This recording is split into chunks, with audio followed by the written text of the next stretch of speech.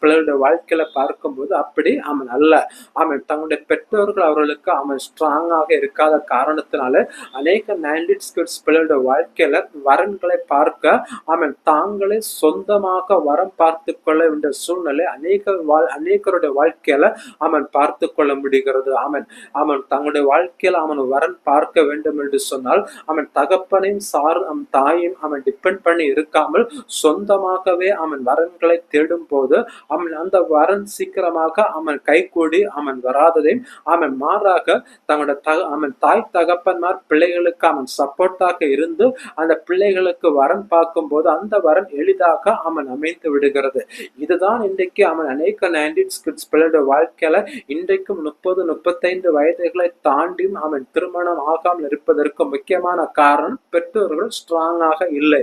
இதுதான் முக்கியமான ஒரு காரணம். பாருங்கள், அவன் இன்றைக்கு